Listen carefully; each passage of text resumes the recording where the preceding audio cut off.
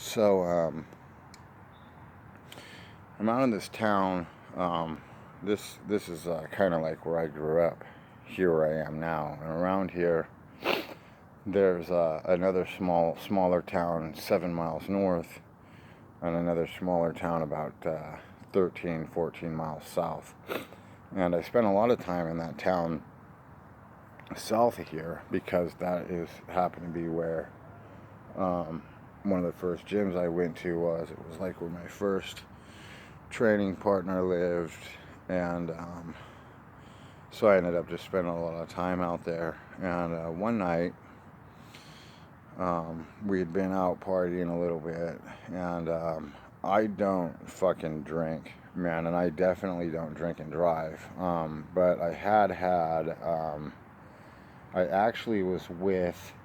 This is kind of a funny aspect of the story. I was actually hanging out with the guy who's married to my son's mother now. And I don't get me wrong, like I fucking still think this is a great dude. His name's Jay. He's an awesome guy.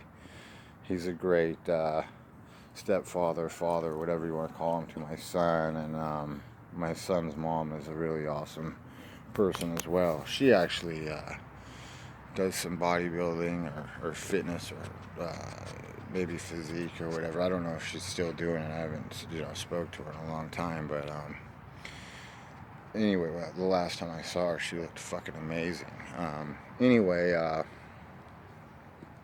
But she's since then had a couple of more children, and I think maybe she's just a bit of more of a full-time mom now. But anyway, he and I had gone to this bar called Sal's Myrtlewood Lounge, and we had I had a couple of drinks, and when I say that, I mean it, like literally, like a couple of drinks. I don't drink beer.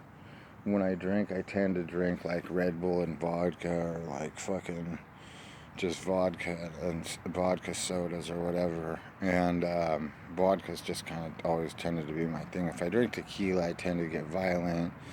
Whiskey is just kind of nasty to me. Even like Jack and Coke is kind of gross. So vodka's always just kind of been, if I drink, that's what I drink. So I had a couple of those, and he ended up getting into a minor scuffle with some guy, and so we left.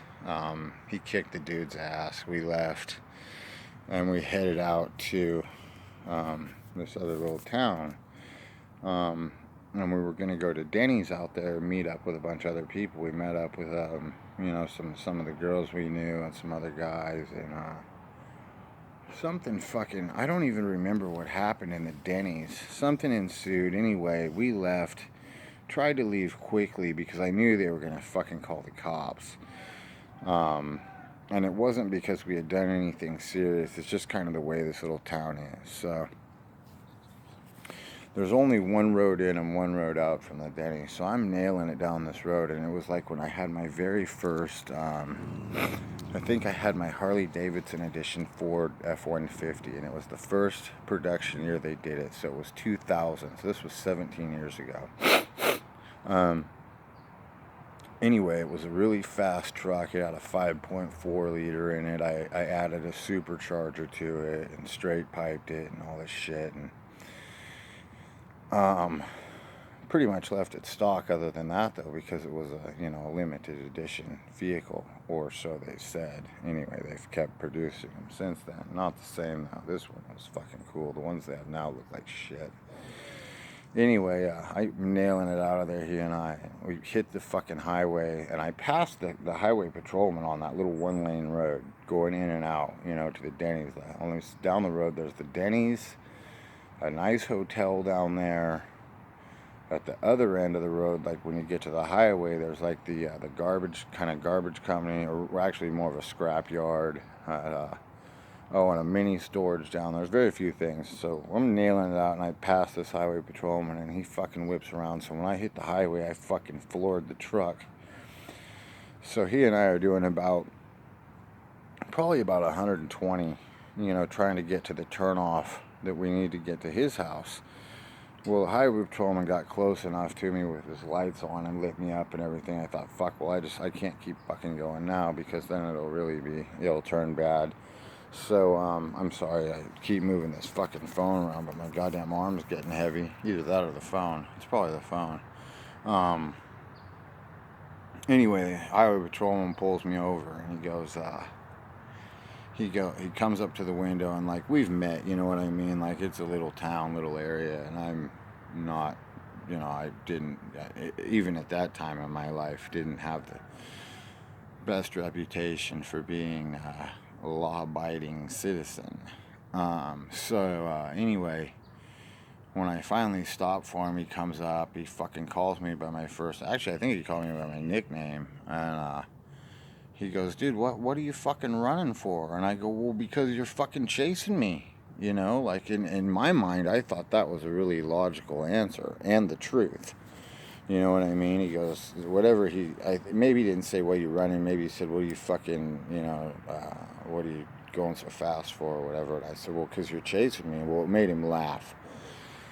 So he fucking goes, all right, man, you guys just fucking, go home. Well, first he obviously asked me, he goes, have you been drinking? I said, well, I had a couple of drinks like fucking 3 or 4 hours ago, He wanted to give me a field sobriety test, which I told him I wasn't going to do. I go, I'm not going to fucking do that, man. I go, I'll blow in your goddamn breathalyzer or whatever, but I'm not going to fucking stand out here and try to walk straight lines and touch my nose and stand out here looking like a goddamn jackass, So I blew in his breathalyzer, and I was, it came up something. It was like, but I was, legal to drive anyway. I go, I told you, man, this and that, I'm a kind of smart ass, and I told him this, and he didn't give me a ticket. He goes, you guys just, go the fuck home, whatever he said. He goes, you guys have probably been out, or he said, he either said you probably have, or I know you have, been out kind of rousting all night and this and that.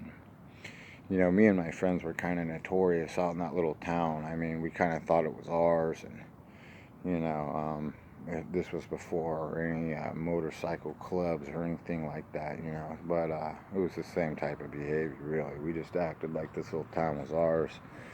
We'd have parties in the backyard at my buddy, my first workout partner's house, and I don't say his name, and I don't say it for a reason. It's because he's since died a few years ago, and out of respect for him and his family, I don't include his name in these stories that involve interactions, kind of somewhat negative interactions with the law.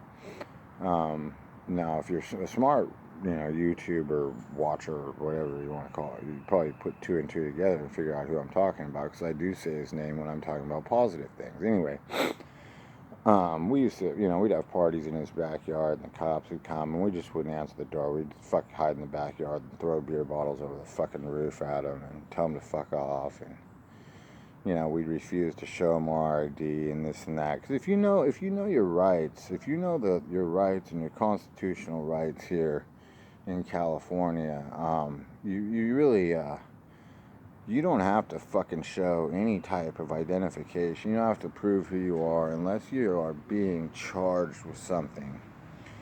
So, we were just like that. We knew our rights, and we knew we didn't have to do shit unless we were being charged with something. We knew we really didn't have to do shit if we were on our own property and this and that. So, yeah, we just really used to roll around this town like it was our own, and just kind of caused, I guess I'd call it mayhem, but it was more like a more friendly-ish mayhem than my future years when I started, debt collecting and doing things of that nature. This was more just, we'd go getting fist fights and shit and stuff like that. But I mean, what fucking guy doesn't growing up, Anyway, yeah, he since has died, and it was really kind of a sad situation because his mother was blind in one eye, and then she actually ended up getting blinded in the other eye. So she was completely blind, and then his stepfather who was a really cool guy also. When he died, his stepfather actually ended up dying.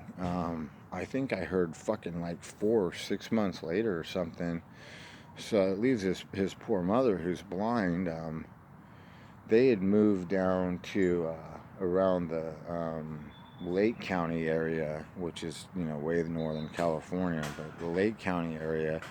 And I swear to God, like this poor family had like this run of bad luck that just started and wouldn't stop, for like 3 years. They moved down there, and it was right when these big fires came sweeping through there. And then my buddy dies, and his stepfather dies, not even 6 months later. And what went from a family of mom, dad, two sons and a daughter to mom, son, and daughter. And I don't even know. I haven't heard from them in years now. But when I see my buddy Mish down here that owns one of the really nice restaurants in town, he kind of fills me in on what he's heard about them and whatnot. But he doesn't even hear much anymore. And it just was kind of a sad thing, because it was like a really fun little group, and then all these just awful things started happening, and it just kind of like destroyed the kind of ruined the group dynamic a little bit, and just changed the overall vibe from a lot of fun to not a lot of fun. Anyway, that happened, and he was my fucking, I mean, literally my best friend. He taught me everything I knew about lifting and bodybuilding. He taught me most of the shit I know about doing PEDs, and he just was a fucking really neat dude. He was just fucking, he wasn't afraid of shit. Popular with the girls. Owned a really profitable trucking business, and actually ended up, he and I were really into customizing our cars, but he ended up actually customizing, Jesus Christ, customizing some of his 18-wheeler cabs. I think they call them the tractor portion of these 18-wheeler trucks, and he'd take them to these 18-wheeler truck shows. They were really cool too. He'd like chop the tops and put them on bags like a car or truck, and these fucking things were huge and just really cool. And he and I actually got into motorcycles together, and just kind of our life just kind of evolved together for a lot of years until that happened. And when that happened, when he died, was actually when I moved down to Southern California, and was kind of like the gateway to my getting involved in. Well, first I got involved with my first girlfriend down there, who was in the adult film industry. I hate saying porn, the adult film industry, and that led me to a lot of the debt collecting I did, and private security work I did, and when she and I broke up, I started dating another girl who I'm actually still to this day seeing. So this story evolved over the course of shit 17 years, but I'm trying to condense it really quickly just to give you guys a little portion of my life that isn't just me talking about bodybuilding or ranting about anything. Just basically trying to talk to you guys like I'm your friend, because that's kind of what this person asked for. It was, hey, tell me, it's just some stories. Let me know, like, what's your life been like, whatever. Was kind of like his comment. So yeah, I started seeing another girl in that business, and we're still together. She lives in our house down there in the Palisades, and she goes over to Vegas with me when we go to our house there. And, we have a lot of fun together. We actually used to hang out a lot with shit, I don't even know if I want to say their names. I will, fuck it, because he's in prison and she's no longer in the business. So we used to hang out a lot with Christy Mack and War Machine before that whole thing. But that's a whole other story. I'm home from the dog walk, and I will tell you some stories about Christy Mack, War Machine, Charlie Sheen, and Dennis Rodman in the future. Maybe one tonight. Maybe I'll tell you one tonight, okay? But until then, we'll talk later.